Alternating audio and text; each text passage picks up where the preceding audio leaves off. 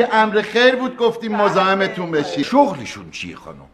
شغلش من هیچی بهتر از صداقت نیست. بذاریم من همین اولش بگم هیچ شغلی نداره، هیچ افق نگاهی هم نداشته، یعنی از قبل به آیندهش هم فکر نمیکرد پسر من، هیچ وقت هم فکر نکرده، به هیچی هم علاقه نداره، هیچی به هیچی، اصلا هیچی نیست.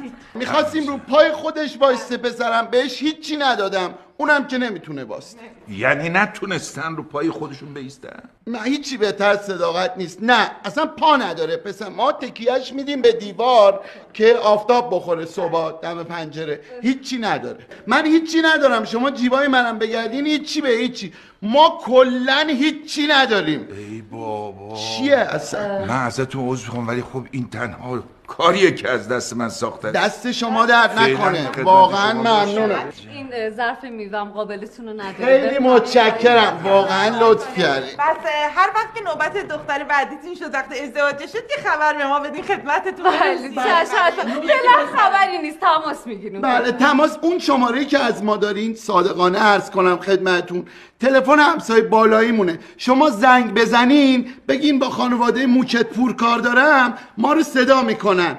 ما تا این هفته تو زیرزمین هستیم، از هفته دیگه هم یا سر کوچه یا جلوی در میشینیم، خبرمون کنیم.